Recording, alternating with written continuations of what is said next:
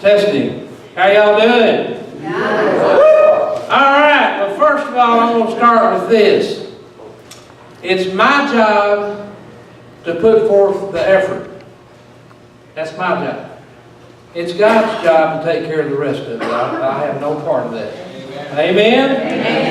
Amen. Now, welcome to the Edge. We got a little newspaper article here that says Postcards from the Edge that Miss Kathy Cruz wrote. And I think she was trying to use that in a disparaging way, that we're the edge or the fringe, but I kind of look at it this way. We're the edge of a blade, and the sharper the blade, the easier it is to cut the fat away. So I am advocating that we're the edge of the sword that needs to do some work around this county. Now, we had a fiasco that happened on Tuesday night, or Tuesday during the day at these budget hearings. And what they did was the commissioners posted a schedule on their website that shows from 8 a.m. till 4:30 p.m. 15-minute intervals of each and every department who was supposed to go up there and present their budget for the next year.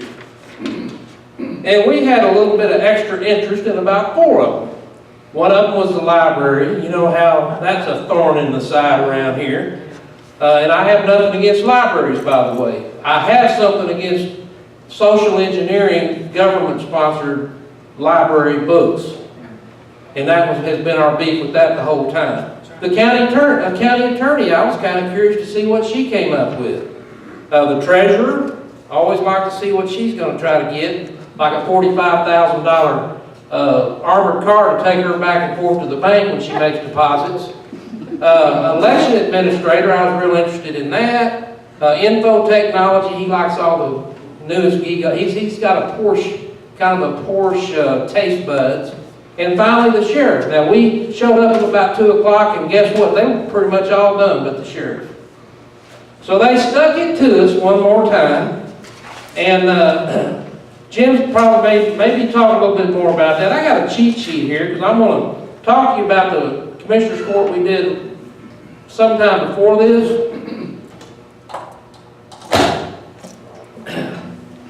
And I hadn't told you about this yet, I don't think. So I'm going to tell you about it right now.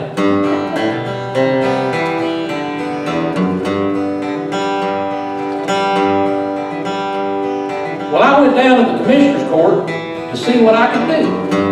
There was Butch and James and Steve and Jeff and old Darrell was there too. Well, I went up to the microphone, the sheriff office from my head. Well, they looked at me with a stare and a grin. This is what they said. Just shut up and go home. We're tired of seeing you. Just shut up and go home. You really make us blue. Just shut up and go home. We don't care what you say. Just shut up and go home. Cause we're doing things our way. That's what they said. Ain't that right, Jim? That's right. And on Tuesday, they said that to the sheriff right here. Ain't that right, Sheriff? Well, this is what I said to them. Well, I came down here to tell you folks that I'm tired of you stealing my money. You raise the tax, you raise the rates, and you think that is funny. And you don't like me standing here, and you probably wish I was dead.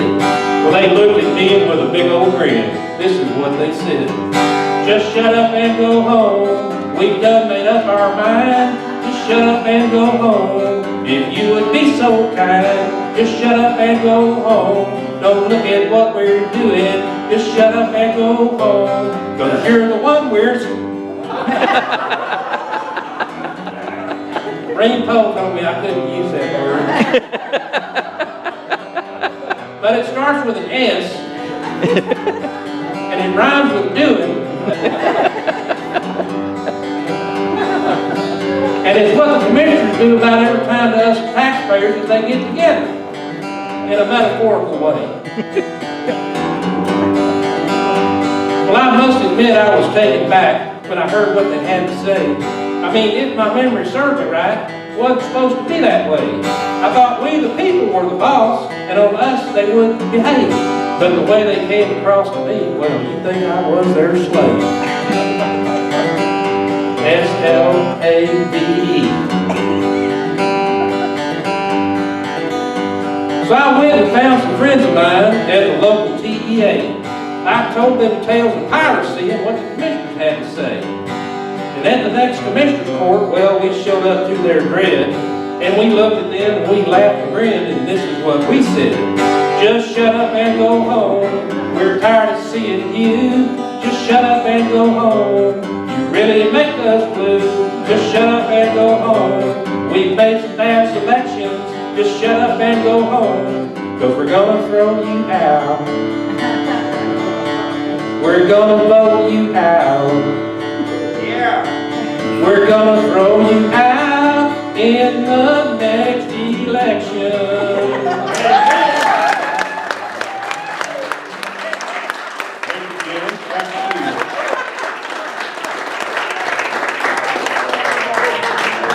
Well, thanks to the redneck farmer. There's one thing I wanted to kind of touch base on.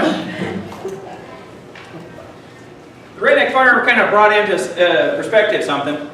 And I don't know, so over the course of the last few years, I think Teddy Roosevelt has kind of gotten a bad rap in terms of how they perceive him as a president in history. In terms of, they call him a progressive or whatever, but one of the things I came across here recently was a paper or a presentation that he gave to the French after his term as president in 1910. It's called the Citizenship in a Republic. And there's a little phrase that comes out of, or a little quote that they take out of this pretty frequently. I want to read it to you just to kind of put it in perspective of what he saw as a responsibility of a citizen in a republic. It is not the critic who counts, not the man who points out how the strong man stumbles or where the doer of deeds could have done them better. The credit belongs to the man who is actually in the arena, whose face is marred by dust and sweat and blood, who strives valiantly, who errs, who comes short again and again, because there is no effort without error and shortcoming, but who does actually strive to do the deeds, who knows great enthusiasm, the great devotions, who spends himself in a worthy cause, who at the best knows in the end the triumph of high achievement, and who at the worst, if he fails, at least fails while daring greatly. So that is his place, shall never be with those cold and timid souls who neither know victory nor defeat. Shame on the man of cultivated taste, who permits refinement to develop him into a fastidiousness that unfits him for doing the rough work of the workday world. Among the free peoples who govern themselves, there is but a small field of usefulness open for the man of cloistered life who shrunk from contact with their fellows. Still less room is there for those who deride the slight of what is done by those who actually bear the brunt of the day, nor yet for others who always profess that they would like to take action if only the conditions of life were not exactly what they actually are. The man who does nothing cuts the same sordid figure in the pages of history, whether he be a cynic or fop or voluntary. There is little use for a being whose tepid soul knows nothing of great or generous emotion, of high pride, the stern belief, that lofty enthusiasm of the men who quell the storm and ride the thunder. For those men, if they succeed, well also, though if not so well. If they fail, given only that they have nobly ventured, and have put forth all their health and strength. It is a war-worn Hotspur, spent with hard fighting, he of many errors and valiant end, over whose memory we love to linger, not over the memory of a young lord, who but for the vile guns would have been a valiant soldier. That makes sense to everybody? And they renamed this speech. He called it Citizenship in the Republic. It's been called The Man in the Arena. And what it says is that in our republic, our duty is to get into the arena and fight the good fight. Even if we lose, it's better to have fought the good fight than to have sat on the sidelines and done nothing. Amen. With that, I'm going to turn it back over to Dave Eagle, and he's going to introduce our speaker. Thank you very much.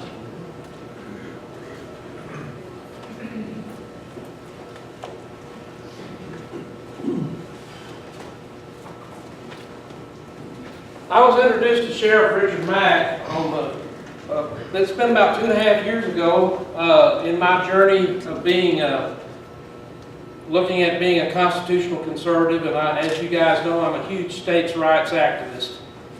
And a couple of years ago, or about a year and a half ago, I joined the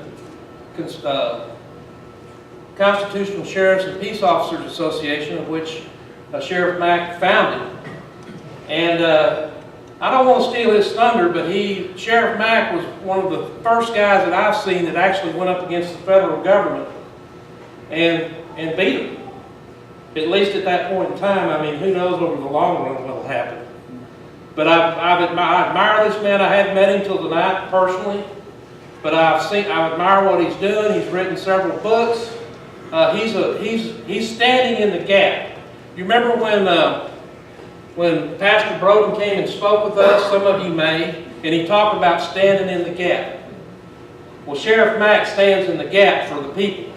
And without any further ado, I would like to introduce him, and he can tell you about some of the stuff that he's done. And I'm real proud to introduce Sheriff Richard Mack to you.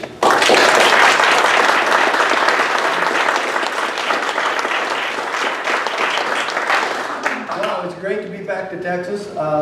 As I told many of you, Jim included, and Dave, we used to live in Fredericksburg.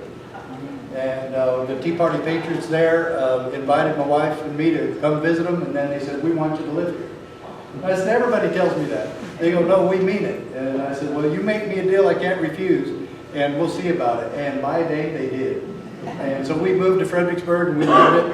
And we stayed there. It was a one-year project that we were working with them on, and we stayed there about 2 years. And the only reason we really left was because our 12 grandkids were not even close to Fredericksburg. So we moved back to Arizona, and it was just mostly family stuff. But before we get going, who besides Sheriff Deeds is also a public official? You need to stand up and introduce yourself. This is Sheriff Roger Deeds.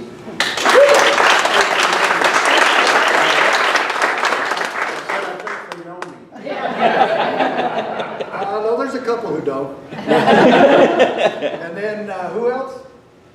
Okay. I'm Mayor Granberry. Whoa. Well, hopefully you know both of them. Anybody else running for office or public official of any kind? I won the Republican primary. I'm Matt Mills. I'll be the county attorney next January.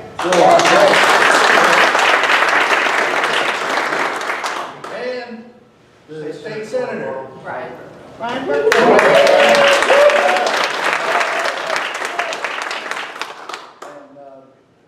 His campaign manager, his lovely wife is here.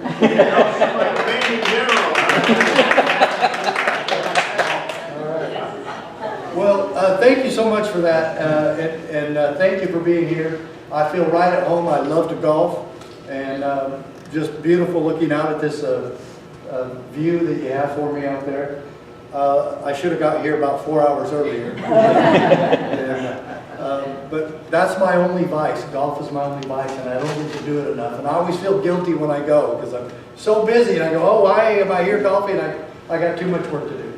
But friends, we've got a lot of work to do, and we're going to be discussing that tonight. Now, back when I was sheriff in Arizona, Dave is right. I did something really crazy, and I mean really crazy. And I haven't been sheriff for over 18 years. I was the youngest sheriff in the state of Arizona at the time, and I guess I was just naive enough to take on the Clinton administration. Well, I was scared to death. But yeah, actually, I sued the Clinton administration, and I lived to tell about it.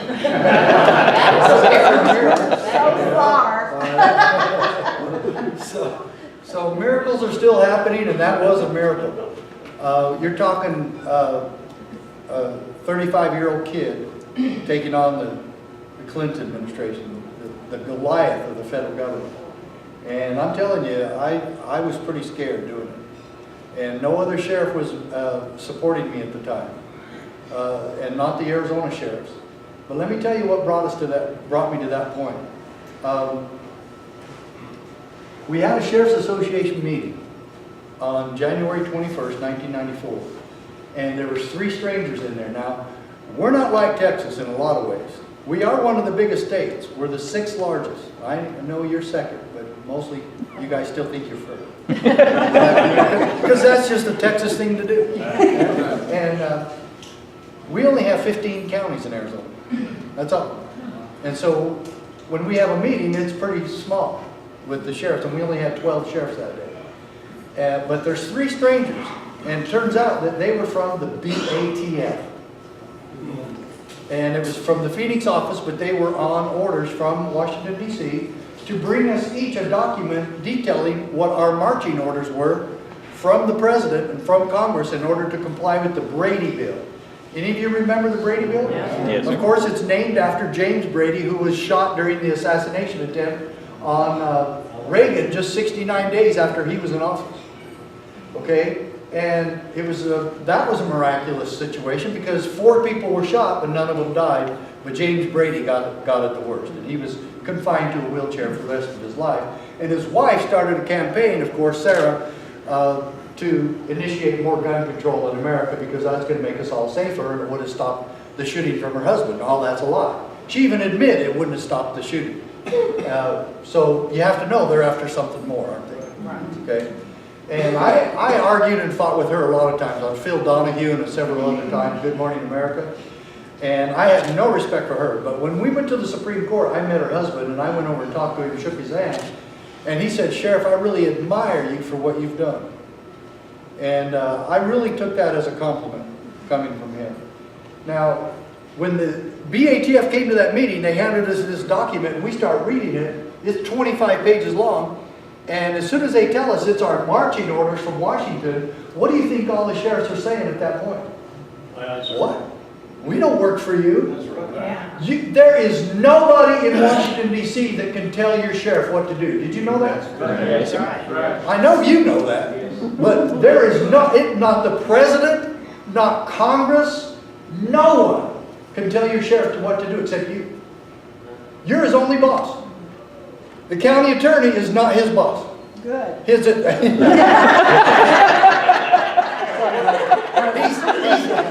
legal advisor, but it's an advisor. It's not a boss. And he didn't have to do what he says. It's usually a good idea, but he didn't have to. And the county commissioners, what do they have to do with the sheriff? Budget. That's it. They can't tell him what to do either. In fact, after they okay the budget, they can't get in that way either after it's done. But they always try to do it, don't they? But then we had that discussion, and I even said that. I was pretty timid about it, but I said it to the BATF. I said, "You guys really, you can't tell us what to do, you know, neither can Congress." And they go, "Oh yeah, they passed a law." Oh, I said, well, I don't care if they pass $500. You still can't tell us what to do. And so they just went on giving us the orders, you know, and but every sheriff in that room was cussing up a storm. And I mean, after they left, it got really bad. And then by the end of the day, all of them acquiesced, except the young dummy, me. And I told the sheriffs, I said, "I don't know what I'm going to do, but I'm not going to do this. But you need to understand, they threatened to arrest us if we failed to comply." I kid you not. Now this was all sheriffs, nationwide. This isn't just Arizona. They went to all associations, all across the country. And I was the first one to file this lawsuit. Now I had a 2.5-hour drive after I talked to these BATF agents, and I was disappointed in the other sheriffs after I found out nobody's going to do anything. I had to do something. Now I'm facing arrest if I don't go along, or I'm facing violating my oath of office if I do. Now the Brady Bill had no money. Usually they try to soften your resolve by offering you money, a federal bribe. It's known as a federal grant. But there's no money attached with the Brady Bill, okay? And there's no such thing as legalized bribery. It's either bribery or it's not. Or it's extortion and it's not. And where have we seen this extortion thing played out recently? Bathrooms. Yeah, bathrooms. Yeah. Now, here's Washington, D.C. trying to control the bathrooms all across our country. Can you imagine the insanity behind we need a president and Congress to tell us how to run our bathrooms in our schools and public places out here in Texas? Are you kidding? No wonder we're talking about secession, huh? Yeah. But let me tell you, let me straighten that out, okay? We don't need to secede. We're not leaving. They are. Amen. Put them back where they belong. And if there's any place that should happen, isn't that Texas? Aren't we just talking about being Texans, just normal Texans? You're not going to tell us what to do from Washington, D.C., for gosh sakes. Come on. And so I get home and I'm really brooding about this Brady Bill thing, you know. And, oh, by the way, I got to tell you, though, I forgot to add this part. I'll be the first one to admit, if there's any experts about bathrooms and sewage, it's Washington, D.C. politicians. Now, you got to admit, I got one there, right? You know, they are. And Obama is absolutely expert on that sort of thing. But we're still not going to trust him on that one. He's not going to run our bathrooms out here. Okay, so I'm going home, and by the time I get home, I'm brooding all the way home about the Brady Bill. What am I going to do? As soon as I pull up in my driveway, it hits me. I'm going to sue my own government. And it scared me. And I mean, it really scared me. I'm turning one, I'm sweating. And then I relaxed and I go, hey, there's no way. You might want me to do this, but there's no way the pretty little blonde is going to let me do this.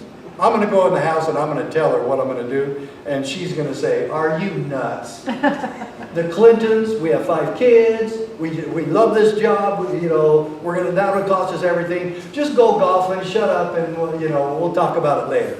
But you're not doing it. Well, she must have been having a bad hair day or something, because this just went down exactly opposite of what I thought. Because I was so preoccupied with this, when I walked in the house, I hadn't been home for a day and a half because I was in sheriff meeting in Phoenix. And she comes up to hug me and I just blurted it out. I'm going to sue the federal government, I'm going to sue the Clintons, and I hope you go along with this, and it's going to cost us everything. What do you think? And she just, of course, she went, what? And so I took a minute, tried to explain it. She goes, I have no idea what you're talking about. She goes, but I understand you. And she said this, and it was quite miraculous that we ever won that race, because this was my hometown and hers. And my dad used to work in the FBI there. But I had lived there for 12 years. And I'd never been a public official, never really had a job in my hometown. Played football and basketball there all through, community college and high school. But that was it. And then moved away and worked in law enforcement in Utah for 12 years, and then came back and said, make me your sheriff. That's pretty unlikely. And we worked our tails off, and we won. And then got reelected in '92. And this all started happening in '93 and '94. And she goes, maybe now we know why you were supposed to be sheriff. And I said, I'm going to take that as a yes. And her side of the story at that point and mine kind of differ. She really does. It's interesting. I like her to always say her side, but she's not here today, so I get to say mine. And I just kind of thought that she kind of shrugged, and she went about getting the kids ready for bed and whatnot. I don't know. But the next day, another miracle happens.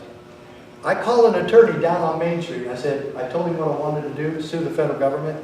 And he goes, come on, Mack, are you nuts? You're going to try to go after the federal government on this? He says, there's no way. And he says, you couldn't do this for any less than 20 grand just talking to an attorney, and that attorney has to be certified to go to the Supreme Court. You probably know that.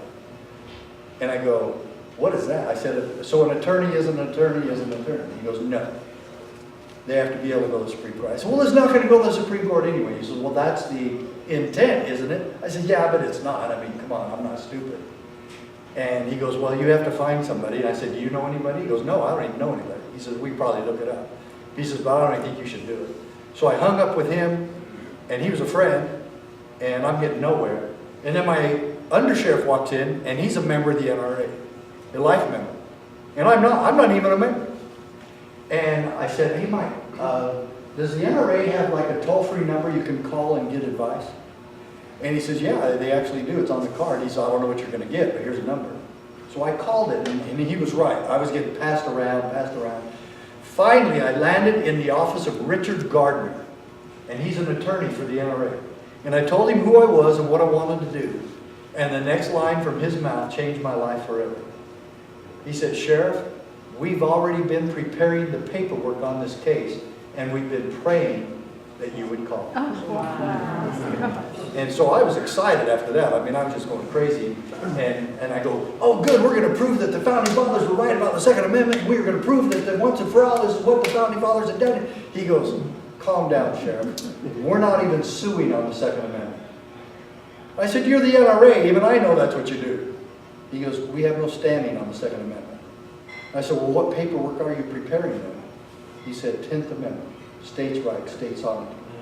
He says, they have no authority to tell you what to do. I said, that's what I said! And he goes, you were right. And he says, we'll prove it. And we'll take it all the way. And we're going to pay for the whole thing. And so then I said, I hope I don't offend you, but I want my own lawyer on this. I said, I don't want this just to be the NRA case. It has to be stay mine. He goes, we'll work with your lawyer, no problem. And I said, great. You know one out here in Arizona? And he goes, yeah, actually, we have one out in Arizona. His name is Dave Hardy, and he lives in Tucson. He used to work for us. I said, good. So I called Hardy right then, hired him as my personal lawyer. And on February 28th, 1994, the very day the Brady Bill took effect, my lawyer with the NRA lawyers filed in federal district court in Tucson, Arizona, Mack versus U.S. And then right after that, Sheriff Prince from Montana joined the case. And then right after that, one from Texas. One out of 254 sheriffs, one in Texas joined the lawsuit. And then one in Mississippi. Well, let me take it east. One in Louisiana, one in Mississippi, one in Vermont. Then go over to Wyoming. Seven sheriffs out of almost 3,100 fought this lawsuit. Sheriff Prince and I ended up at the Supreme Court in December of 1996, and then on June 27, 1997, the United States Supreme Court ruled that the Brady Bill was indeed unconstitutional based on the 10th Amendment. Wow. And, just so you know, that stopped Brady Bills 2, 3, 4, and 5. Whoa. They never got out of committee. And the Brady Bill, just so you know, you've heard all the rumors about and the attempts to serialize ammunition. Well, that came from the Brady Bill. Brady Bill 2 was going to serialize all ammunition because why? The Second Amendment doesn't guarantee you a right to keep and bear ammunition, just arms. And so they were going to regulate ammunition out of existence. They've actually tried to do that a little bit. And so Brady Bills 3, 4, and 5 were going to regulate gun shows out of existence. Most FFLs were going to be regulated out of business, and they were just going to regulate the Second Amendment, gone. And so you don't really know this because it didn't get a lot of publicity. Our lawsuit got a lot of publicity. When we won, it got nothing. And after that, no one has ever studied the case. And that's why we are here with the CSPOA. Because we are not only advertising the case, and I'm going to show you the case today. And what I'm going to really show is, first of all, I don't want Sheriff Deeds or anybody else to think that I came here to tell him how to be sheriff. Okay, because I'm not. I'm just a little wake-up call, and I'm a messenger. That's all. And I'll bring you this message. One of hope and states' rights, because this is the most powerful 10th Amendment states' rights case in the history of our country. And when you read it, and when I show you what I'm talking about today, you're going to say, that is absolutely correct. And it is. And in this little booklet is a highlighted version of the case. And you can have these with you when you leave. And I'm going to tell you right now, for a little $50 to $100 fee, you get a $400,000 booklet. Did you hear me? $400,000 booklet. Now, in all honesty, this costs about, well, Anastasia, about 50 cents to copy. About 50 cents to pay for that. But I'm still maintaining what I said. It's a $400,000 booklet.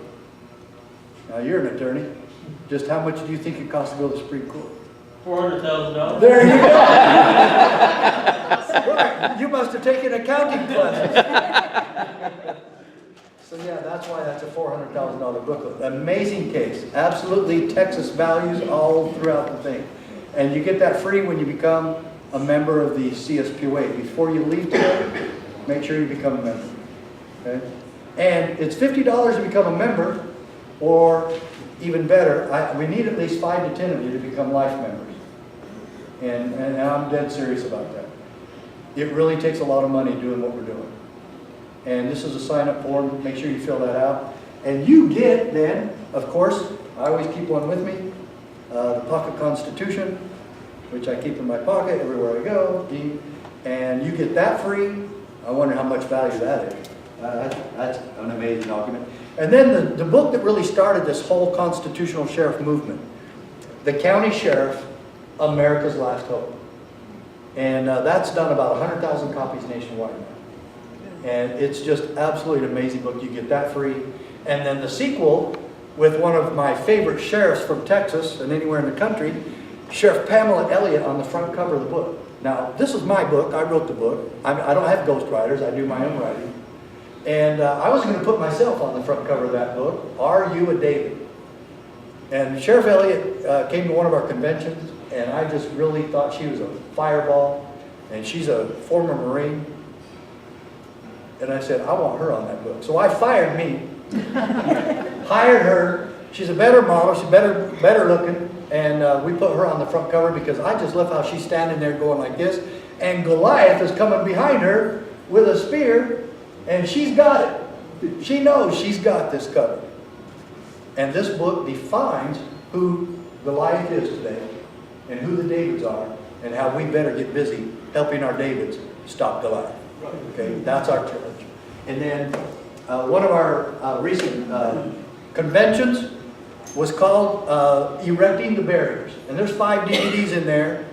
And the best speech for me, and one of the best events that we ever did, was we named Sheriff David A. Clark Jr., who you see on Fox News about twice a week now. He was our CSPOA Sheriff of the Year in 2013 when we did this, and his speech is phenomenal. And joining is worth getting this for. It's absolutely astonishing. And I'm going to show you some other people that we honored, at least one other deputy that we're going to talk about right now. But this Erecting the Barriers, have any of you ever heard that term? It comes from James Madison. And it's when he's talking about states and the importance of state sovereignty. He said, we can safely rely on the disposition of state legislatures to erect the barriers against the encroachments of the national authority, the federal government. He knew back then that we would need to have strong states as what? Checks and balances. That means every state, county, and city employee, mayors, county attorneys, sheriffs, cops, dog catchers, governors, all doing what? Erecting the barriers against the encroachments of the federal government. That's our job. That's what states are for. And if we keep allowing the federal government to run our bathrooms and our health care and our education and our land and our air, and BLM to run all our land and run farmers and ranchers out of business, if we keep allowing that, they're going to keep doing it. They're going to keep destroying our